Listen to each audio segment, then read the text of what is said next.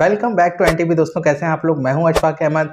आज एक और बहुत ही मुनफरिद वीडियो आप लोगों के लिए लेके आया हूं। आज की वीडियो में हम डिस्कस करने वाले हैं कि आप ब्रॉयलर मुर्गी का फार्मिंग बिजनेस किस तरह कर सकते हैं। अच्छा, आज की वीडियो में मैं आपको 3000 ब्रॉयलर मुर्गी की फिजिबिलिटी रिपोर्ट बताऊंगा। सिंपल वे में अगर मैं बताऊं तो आपने कुछ भी नहीं करना है, सिर्फ एक दिन का चूजा लेके आना है और उसे अपने पास पालना है और 35 से 40 दिन में आपने उसको वापसी सेल आउट कर देना है। इस पूरे 35 से 40 दिन की 40 दिन भी आप लगाएं, 40 दिन में आपने जो टोटल इन्वेस्टमेंट आप करेंगे वो भी आपको मिल जाएगी और जो उसमें टोटल प्रॉफिट होगा वो भी आपको मिल जाएगा।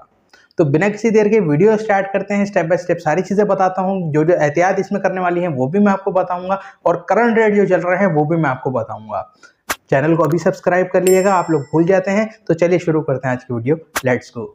पॉइंट नंबर 1, हमें एरिया कितना रिक्वायर्ड होगा। अच्छा जी, एरिया की बात करें तो 1 स्क्वायर फीट से 3 स्क्वायर फीट की जगह रिक्वायर्ड होती है एक चिकन को। इसी हिसाब से आप कैलकुलेट कर सकते हैं 3000 चिकन को कितनी जगह रिक्वायर्ड होगी। अब यहाँ पर बहुत से लोग जो है अपनी जगह के ऊपर देखना चाहते हैं कि हमारी ये जगह है और हम इसमें कितनी फार्मिंग कर सकते हैं।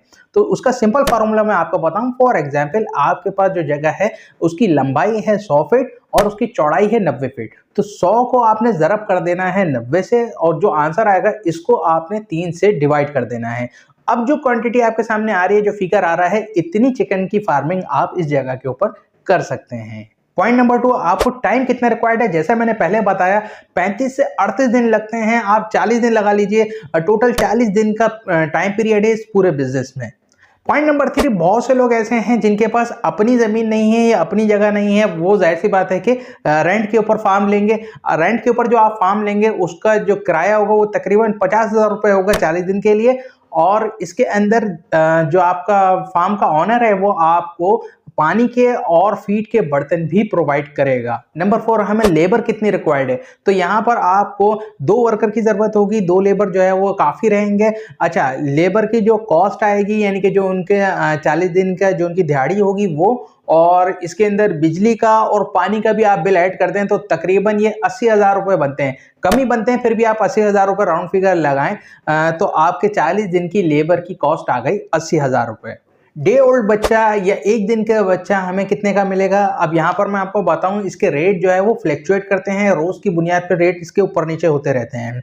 अभी जो करंट रेट चल रहे हैं वो तकरीबन 70 रुपए का आपको एक चिक मिलता है। आप 3000 चिक ले रहे हैं तो आपको ये पड़ेंगे 2,10,000 रुपए के। अब फीड की बात करें तो यहाँ पर 1000 चूजा इन 35 से 40 दिन के अंदर 70 बोरी फीड की कंज्यूम करता है। तो 3000 चूजा हमारा 210 बोरी कंज्यूम करेगा। Vaccination and medicine cost. अच्छा जी, कॉस्ट की बात करें तो तकरीबन 1.5 लाख रुपए की इसकी कॉस्ट पड़ेगी, जिसके अंदर आपकी सारी वैक्सीन भी लग जाएंगी, सारी एंटीबायोटिक और मल्टीविटामिन भी इसके अंदर आ जाएंगे। अच्छा, वैक्सीन की बात करें तो मैं आपको बता दूं कौन कौन सी वैक्सीन कब कब इसके अंदर लगाई जाती है। इसमें 4 किस्म की वैक्सीनेशन लगती हैं। जब बच्चा 1 दिन का होता है तो उस वक्त लगती है IBH 120। उसके बाद छठे 7वें दिन लगती है ND+H9। 13वें 14वें दिन लगती है गुम्बोरो। और उसके बाद चौथी जो वैक्सीन है आपकी लगती है 20 से 21 दिन में एंडी क्लोन 7। इसके अंदर मोर्टेलिटी कितनी होती है, यानी कि बच्चे मरते कितने हैं। तो इसके अंदर तकरीबन 1% से लेके 5% तक की मोर्टेलिटी होती है। फिर भी हम 6 से 7% लगाते हैं तो तकरीबन 200 बच्चे जो है वो आप निकाल दीजिए कि जो मर सकते हैं। तो हम 2800 चेक हमारे पास बचे हैं। अब आगे की कैलकुलेशन हम इन 2800 चेक के ऊपर करेंगे। ये बच्चे 38 दिन बाद चिकन बन जाएंगे और इनका वेट कितना होगा।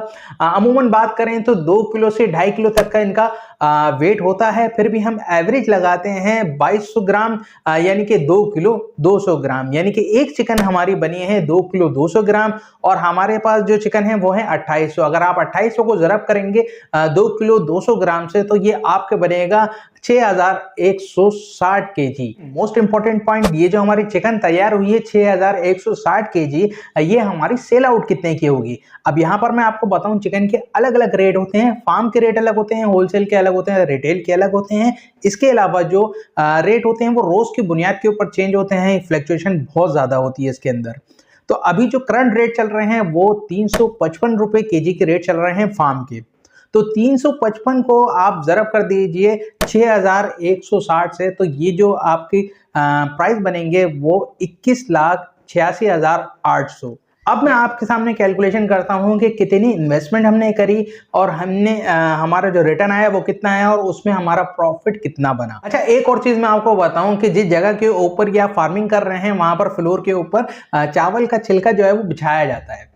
अच्छा, चावल का छिलका वैसे तो बहुत ज़्यादा कॉस्टली नहीं आता, मगर फिर भी जितनी कॉस्ट का ये छिलका आता है, यानी कि जितनी रकम का ये छिलका परचेज करते हैं, बाद में वेस्टेज जो उसकी सेल होती है, इसकी वेस्टेज भी सेल होती है, वो उसी रकम में सेल हो जाती है, तो प्लस माइनस इसके अंदर बराबर हो जाते हैं। अब हम बात करते हैं कि हमारी इन्वेस्टमेंट कितनी हुई, किस किस चीज़ों पे कितना खर्चा आया और हमारी प्रॉफिट कितना हुआ। हमारा रेंट कॉस्ट है 50,000 रुपये। इसके बाद जो लेबर हमने 2 रखी थी और उसके साथ बिजली का और पानी का जो हमारी कॉस्ट थी वो है 80,000 रुपये। इसके बाद जो हम चिक्स लाए थे उसकी कॉस्ट है 2,10,000 रुपये। फीड की कॉस्ट है इसके अंदर 10,50,000 रुपये। मेडिसिन की और वैक्सीनेशन की जो कॉस्ट है वो है 1,50,000 रुपये। तो ये टोटल कॉस्ट बनती है 15,40,000 रुपये। और हमने जो चिकन सेल करी है वो करी है 21,86,800, जिसके अंदर हम 15,40,000 रुपये अगर निकाल देते हैं तो हमें जो नेट प्रॉफिट बचता है वो 6,86,800 का हमें प्रॉफिट बचता है। और हम इसमें परसेंटेज की बात करें तो तकरीबन 42% प्रॉफिट हमें हुआ है। अच्छा, यहाँ पर मैं एक चीज़ को और मेंशन कर दूं कि इसके अंदर आप एग्जैक्ट फिगर जो है वो नहीं बता सकते। जब आप ये काम करेंगे तो इसके अंदर अप एंड डाउन रहते हैं, कभी किसी चीज़ के रेट अप होते हैं, कभी किसी चीज़ के रेट डाउन होते हैं। जैसे मैंने बताया कि हमने जो चिकन सेल करी वो 355 रुपये सेल करी, पिछले महीने जो उसके रेट थे वो 380 रुपये के थे। तो इसी हिसाब से आपका प्रॉफिट कम और ज़्यादा हो सकता है, चीज़ों की कॉस्ट जो है वो थोड़ी सी कम और ज़्यादा हो सकती है। अच्छा, एक और चीज़ मैं यहाँ पर मेंशन कर दूं, क्योंकि देखें ये लाइफ स्टॉक है, वैसे तो हमने सारी एंटीबायोटिक और सारी वैक्सीन इनको दे दी है, फिर भी अगर कोई ऐसी बीमारी आती है जिसकी वजह से कुछ और बच्चे एक्सपायर हो जाते हैं, तो ऐसी कंडीशन में हो सकता है कि आपका प्रॉफिट जो है वो थोड़ा सा कम हो या हो सकता है कि आपको थोड़ा सा लॉस हो। तो उसमें भी आपने घबराना नहीं है। नेक्स्ट टाइम जब आप ये करेंगे, यानी कि नेक्स्ट ब्लॉक के अंदर आपकी जो नुकसान हुआ है या प्रॉफिट कम हुआ है वो सारी चीजें आपकी कवर हो जाएंगी। तो मुझे यकीन है कि आज की वीडियो आपको पसंद आई होगी। वीडियो पसंद आई तो लाइक जरूर कीजिएगा, कमेंट करके मुझे जरूर बताइएगा, और अगर आप ये काम पहले कर चुके हैं तो अपना एक्सपीरियंस लाजमी हमसे शेयर कीजिएगा। चैनल को अभी सब्सक्राइब कर लें, वरना आप लोग भूल जाते हैं। नेक्स्ट वीडियो में दोबारा मिलते हैं। अपना बहुत ख्याल रखिए। Take care.